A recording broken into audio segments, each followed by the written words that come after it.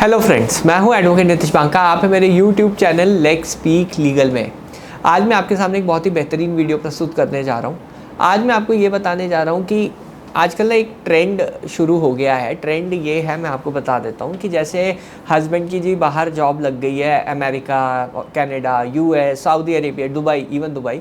तो यहाँ पे ये होता है कि जी चलो पेरेंट्स की ये एक्सपेक्टेशन होती है कि इंडियन गर्ल मिल जाए यहाँ पे और शादी हो जाए और साथ में दोनों जो है बाहर चले जाएं इंडिया से बाहर, और वहाँ पे जो है पूरा जो है अपना जीवन व्यतीत करें और साथ निभाएं एक दूसरे का, और वहाँ पे एक दूसरे का सपोर्ट करें। बेसिकली पेरेंट्स की तो ये एक्सपेक्टेशन होती है कि बच्चा अकेले है वहाँ पे तो एटलीस्ट एक लाइफ पार्टनर होगा, तो वो अकेले जो है जो भी जहाँ पे भी जॉब कर रहा है तो वो अकेले ना रहे। और मोस्ट इम्पॉर्टेंटली कहीं जो प्रॉब्लम होती है कि अकेले रहने में, वो चीज़ें सॉल्व हो जाए, शादी कर ले यहाँ पे और एक तरीके से सेटल हो जाए कम्प्लीटली। क्योंकि बाहर तो अब अच्छी जॉब लग चुकी है और वो जो भी सेविंग्स हैं वो इंडिया भेज रहा है रेगुलर बेसिस पे, तो अच्छा खासा फाइनेंशियल सिचुएशन हो गई है हस्बैंड की तो, या बेटे की अपने। तो वहाँ पे जो है एक ये ट्रेंड है आजकल जो चल रहा है कि बाहर जॉब लो और शादी इंडिया में करो और बाहर दोनों हस्बैंड वाइफ सेटल हो जाते हैं। पर जो सबसे बड़ा ट्रेंड आज की डेट में ये हो चुका है कि जब मियाँ बीवी बाहर जाते हैं शादी करने के बाद, इंडिया में शादी हो जाती है, सब कुछ सही होता है, सही तरीके से हो जाता है, 1-2 महीना इंडिया में रहते हैं और फिर ऑब्वियसली बाहर चले जाते हैं अपना करियर आगे परस्यू करने। इसमें वाइफ जो है हमेशा वर्किंग भी होती है, नहीं भी होती है वर्किंग, और हस्बैंड जो है ऑब्वियसली वर्किंग होता है बाहर। तो दोनों का जो है सिक्योर फ्यूचर एक तरीके से बाहर जो सोचा था वैसे हो जाता है, ठीक है, बाहर चले गए। पर वहाँ पे एडजस्टमेंट प्रॉब्लम्स आ जाती हैं, जैसे वाइफ साइड जो है बिल्कुल एडजस्ट नहीं कर पाती या दोनों के बीच में इश्यूज़ क्रिएट हो जाते हैं, जो कि आजकल क्या है, एडजस्टमेंट इशू सबसे नंबर 1 इशू है डिवोर्स का, और जिसकी वजह से मैट्रिमोनियल प्रॉब्लम्स होती है। तो वाइफ कहती है जी मैं तो अब इंडिया जा रही हूँ और मुझे चाहिए डाइवोर्स, क्योंकि अब तुमने मेरी ज़िंदगी ख़राब की है, तो करोड़ों रुपए दे दो जी एलुमिनी में, मेरे को एलुमिनी दो और मेरे को अब अलग रहना है। तो वाइफ साइड की ये जनरली डिमांड रहती है। तो ऑब्वियसली हस्बैंड या उसकी फैमिली मेम्बर्स ये सब चीज़ें नहीं पूरी कर पाते। वो ऑब्वियसली ये कहते हैं कि जी हम तो नहीं ये कर पाएंगे पूरा, शादी जो है दोनों की सहमति से हुई है और हम लोग तो पॉजिटिव ही सोच रहे थे, आप एडजस्ट नहीं कर पाए तो इसमें हम क्यों आपको जो है एलिमनी या ये सब चीज़ें प्रोवाइड करें। तो ये मेरे कई क्लाइंट्स की सेम कहानी है, बिल्कुल कॉपी पेस्ट कहानी, कोई इसमें चेंज नहीं है, एक अक्षर का भी चेंज नहीं है। और इंडिया आ जाते हैं। अब इंडिया में क्या होता है, वाइफ साइड को कुछ ना कुछ तो करना है, क्योंकि एलिमनी मिली नहीं, 1 करोड़ 2 करोड़ जो भी डिमांड रहती है, एक फ्लैट दे दो या कुछ भी है, तो एक्सपेक्टेशन बहुत ज़्यादा है एलिमनी की। एलिमनी तो मिली नहीं, साथ रहना नहीं है, साथ रह नहीं पा रहे हैं, तो इंडिया आ गए अब वापस। अब इंडिया जब आ गए दोनों पार्टीज़, हस्बैंड वाइफ दोनों इंडिया आ गए हैं, कभी वहाँ पे ऑब्वियसली हस्बैंड थोड़ा कोशिश करता है कि वाइफ साइड की फैमिली को समझाने की, बट अगेन बात नहीं बनती है और फिर हस्बैंड को थक हार के वापस विदेश अपनी नौकरी ज्वाइन करनी है, तो वो वापस चला जाता है और दोनों के बीच में सेपरेशन हो जाता है एक तरीके का। अब यहाँ पे वाइफ साइड को कुछ ना कुछ तो करना है, क्योंकि एलिमनी की डिमांड तो पूरी हुई ही नहीं है बिल्कुल भी। तो अगर एलिमनी चाहिए 1 करोड़ 2 करोड़, तो क्या आजकल ट्रेंड हो गया है, आजकल ये ट्रेंड हो गया है कि चलो जी एक 498A का केस डाल देते हैं, जो कि अभी ऑनरेबल सुप्रीम कोर्ट ने भी कहा है कि काफ़ी ज़्यादा मिसयूज़ हो रहा है। कई रीसेंट जजमेंट्स आई हैं कि बहुत ही ज़्यादा मिसयूज़ हो रहा है। और आज मैं जो है आपको मैं लाइव एग्जांपल जो मैंने ऑनरेबल सुप्रीम कोर्ट में इम्प्लीमेंट किया है वो भी मैं आपसे शेयर करने वाला हूँ। तो ये सब चीज़ें होने के बाद जब वाइफ साइड इंडिया में आ जाती है, अपने रिलेटिव्स सबको जो है वो की सलाह लेके उसके बाद एक केस डाल देती है 498A का, जी डाल दो, हस्बैंड और पूरी फैमिली को ज़रूर इम्प्लिकेट करना, क्योंकि फैमिली जो है वो वीकनेस है हस्बैंड की। हस्बैंड को करो वो तो विदेश है, वो आए ना आए कुछ नहीं पता, बट फैमिली मेम्बर्स तो इधर है ना इंडिया में, बूढ़े माँ बाप, सिस्टर्स सब इधर है, सबको एक एक को इम्प्लिकेट करो। अगर आप एक एक को इम्प्लिकेट करोगे तो प्रेशर में आके वो तुम्हारी एलिमनी की डिमांड पूरी कर देंगे और तुम जो है ऑब्वियसली कंपनसेशन लो, अगली शादी करो और आगे मूव ऑन करो। पहले मैं जो था कि कई बार केसेस में मैं जेन्युइन तरीके से सेटलमेंट भी कराना शुरू करता हूँ, बट जहाँ लालच आ जाता है वहाँ मैं मना कर देता हूँ अपने क्लाइंट्स को कि आप सेटल मत करो, हम फाइट करेंगे इसको, हम आपको बाहर निकालेंगे, कोशिश करेंगे, आपके पेरेंट्स को कुछ नहीं होगा। तो जॉब मेरा यही है कि हमें इनोसेंट लोगों को प्रोटेक्ट करना है कि लालच जो है वो ना हो। सेटलमेंट करना है ठीक है आप करिए, बट रीजनेबल अमाउंट पे करिए ना। ये क्या 1 करोड़ 2 करोड़, 15 दिन शादी नहीं चली, 1 महीना शादी नहीं चली, 2 महीने शादी नहीं चली और आप सीधा करोड़ों की डिमांड कर लो हस्बैंड साइड से। ये तो बिल्कुल एक तरीके से लीगल एक्सटॉर्शन है कि आपको एडजस्ट करना नहीं है। अब गलती मैं ये नहीं कहूँगा कि सिर्फ वाइफ साइड की होती है, हस्बैंड साइड की भी होती है, बट अगर नहीं रह रहे हो किसी रीज़न से तो सेपरेट हो जाओ। बट सेपरेशन की भी एक कॉस्ट होनी चाहिए, ये नहीं कि आप करोड़ों रुपया मांग लो एज अ एलिमनी या कंपनसेशन, वो भी हस्बैंड साइड से। सिर्फ एक साइड को क्यों पनिश करो? एक रीज़नेबल सी अमाउंट से सेटलमेंट अगर होता है तो मैं भी एडवाइस करता हूँ सेटलमेंट के, क्योंकि कोर्ट्स वगैरह में हैरेसमेंट तो है डेफिनेटली आपके पेरेंट्स को लेके, बट वो हैरेसमेंट कम हो और वो हैरेसमेंट जो है बिल्कुल भी ना हो, ये मेरी कोशिश रहती है हर एक केसेस को सॉल्व करने के लिए। तो अब मैं यहाँ पे आ जाता हूँ, जैसे एक सिचुएशन हो गई कि बाहर गए विदेश, वहाँ सेटल नहीं हुए, वाइफ साइड वापस आ गई और वाइफ साइड को ये एडवाइस जनरली दी जाती है कि जितने भी सिस्टर्स हैं, उनकी नंदे हैं या उनके हस्बैंड्स हैं, नंदों के हस्बैंड्स को भी इम्प्लिकेट कर दो, सबको इम्प्लिकेट कर दो, जितने भी लोग आपसे एक बार भी चाहे मिले हो तब भी आप इम्प्लिकेट कर दो, तभी ज़्यादा से ज़्यादा एलिमनी मिल जाएगी। ऑब्वियसली हस्बैंड साइड को प्रेशर तो मिलता ही है कि आप ऐसे इतने सारे लोगों को इम्प्लिकेट कर दिया, और पुलिस भी ज़्यादातर इसमें कॉपी पेस्ट का काम करती है, वो सीधा एफआईआर का कंटेंट देती है और चार्जशीट में कन्वर्ट कर देती है। कोई इन्वेस्टिगेशन नहीं होती कि कौन मैरिड है कौन नहीं है। ऐसा ही एक केस मेरे पास अभी रिसेंटली आया जो मैंने अभी जीता है। इसमें 6 जनों को इम्प्लिकेट कर दिया गया था। सेम केस, हस्बैंड बाहर काम करता था, 6 बंदों को, जो नंदे हैं उनकी शादियाँ हो चुकी 10-10 साल पहले, कभी रहे नहीं साथ, उनको भी इम्प्लिकेट कर दिया।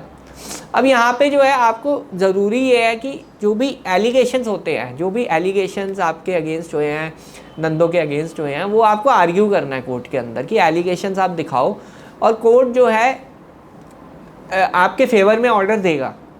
जैसे मेरे ये सिमिलर केस में हुआ था, इसमें 6 जने थे, 6 के 6 लोगों को कोर्ट ने जो है क्वैशिंग कर दी, क्योंकि वो जो एलिगेशंस थे वेग थे, जनरल, ओमनिबस और ऑनरेबल सुप्रीम कोर्ट की कई जजमेंट्स हैं जो कि आपको हेल्प करेंगी इस केस से बाहर करने के लिए। अब ये मेरे 9 हाई कोर्ट्स का एक्सपीरियंस है जहाँ जहाँ मैंने ये सिमिलर ग्राउंड्स पे क्वैशिंग या स्टे लिया है।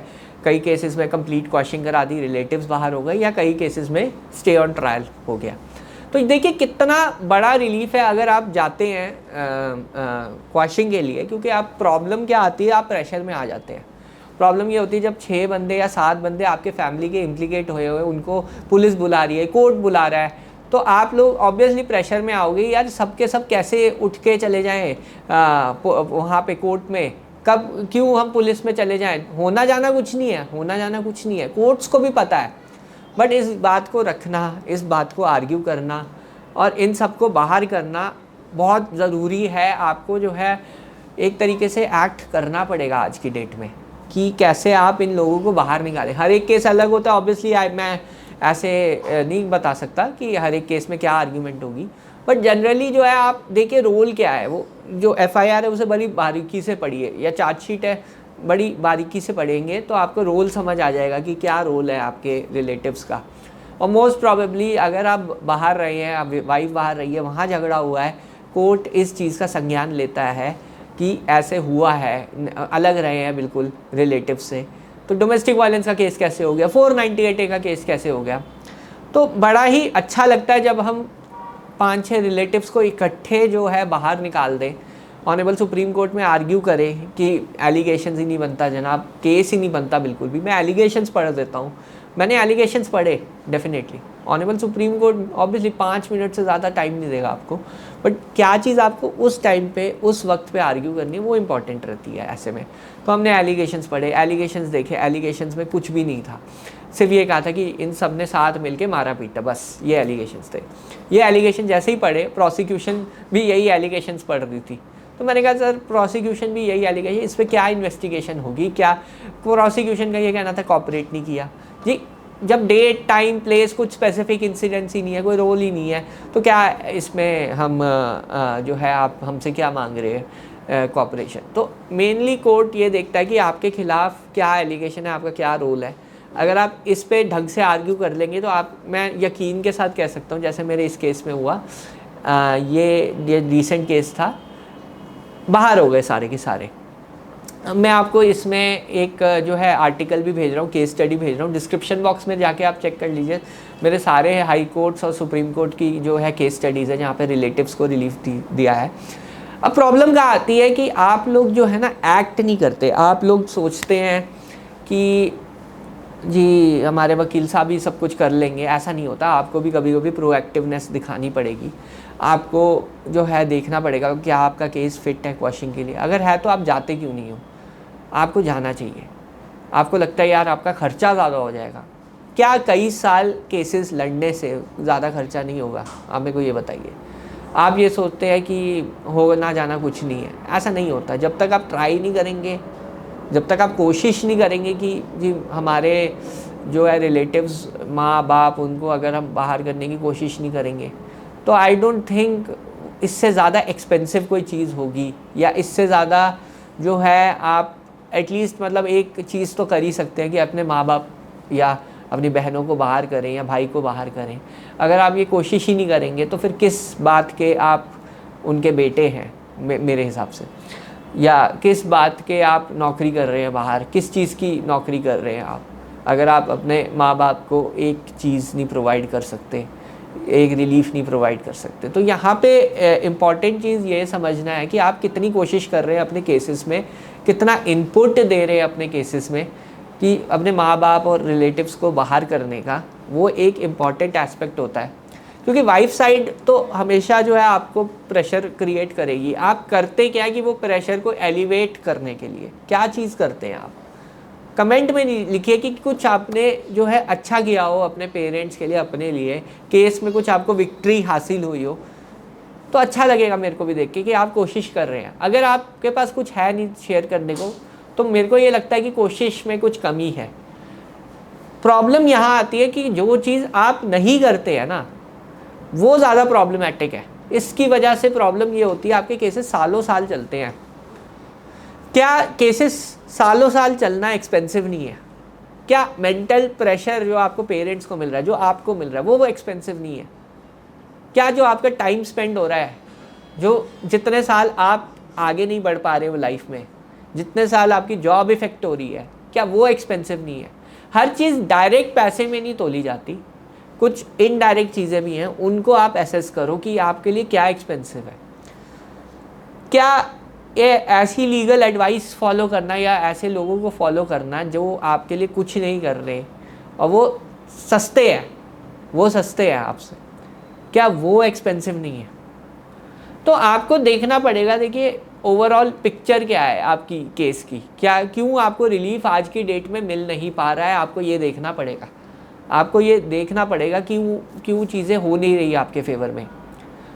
पिछले 1 साल में मैंने इतने ज़्यादा क्लाइंट्स को हेल्प की है अपने केसेस, उनके मेंटेनेंस, या तो मेंटेनेंस कम हो गई या फैमिली मेम्बर्स, कुछ ना कुछ तो आप करिए। ज़रूरी नहीं है कि एब्सोल्यूट सोल्यूशन मिले, बट एक स्टेप, एक victory, 1 victory at a time, एक विक्ट्री एक बारी में मिलना, वो गोल होना चाहिए। अगर वो भी नहीं आपका हो रहा तो फिर कर क्या रहे हैं आप? ये एक चीज़ आपको सोचनी पड़ेगी। वीडियोस देखने से, आर्टिकल्स देखने से, इवन मतलब बस देखने से कुछ नहीं होगा, करने से होगा। अगर आप कर ही नहीं रहे, आपको इन्फॉर्मेशन दुनिया भर की मिल रही है, आपको मैं ये केस स्टडी भी दे रहा हूँ, कोई दिक्कत नहीं है, बट जब तक आपके केस में इम्प्रूवमेंट नहीं आएगी, आपके केस में जो है एक तरीके से कुछ प्रोग्रेस नहीं होगी, तो ये सब वीडियोस देखने का कोई फ़ायदा नहीं है। मैं किसी काम का नहीं हूँ आपके, सिंपल एज दैट। क्योंकि आपके केस में जो है प्रोग्रेस नहीं हो रही है। अगर आपके केस में प्रोग्रेस नहीं हो रही है तो मेरा वीडियो बनाना भी बेफिजुल है, मैं आपको सही बताऊँ तो। कई लोग इम्प्लीमेंट करते हैं मेरी एडवाइसेस, कई लोग को रिजल्ट्स भी मिलते हैं, मैं बहुत खुश हूँ उन लोगों के लिए। बट कई मेरे क्लाइंट्स हैं, उन्होंने विश्वास करके मुझे जब ये केसेस देते हैं उनके लिए रिलीफ लेता हूँ, मेरे को बहुत खुशी मिलती है जब मैं उनको रिलीफ देता हूँ। बट कई लोग हैं जो सिर्फ इन्फॉर्मेशन लेते रहेंगे बट कुछ नहीं करेंगे। तो आपको ये देखना है कि आपके केस में क्या हो रहा है आज की डेट में। अगर आपके केस में प्रोग्रेस नहीं हो रही है तो सॉरी टू से मेरी जो भी इन्फॉर्मेशन है सब वेस्ट है, और जो भी आर्टिकल, जो भी इन्फॉर्मेशन मैं आज दे रहा हूँ सब वेस्ट है। तो ये केस स्टडी मैं आपको डिस्क्रिप्शन बॉक्स में दे रहा हूँ, जो मैंने अभी ऑनरेबल सुप्रीम कोर्ट में केस जीता है। 6 लोगों की क्वेश्चन करवा दी है और विद जजमेंट, ज़रूर चेक करिएगा। और थैंक यू वेरी मच इतना सपोर्ट के लिए। और मेरे को लगता है कि जब मैं अपनी वीडियोस बनाता हूँ, आर्टिकल बनाता हूँ और किसी को रिलीफ मिलता है, या मेरे क्लाइंट हो या नहीं भी है कोई भी क्लाइंट, उनको रिलीफ मिलता है, मेरे को बहुत खुशी होती है। बहरहाल वीडियो देखने के लिए बहुत बहुत धन्यवाद। Thank you very much.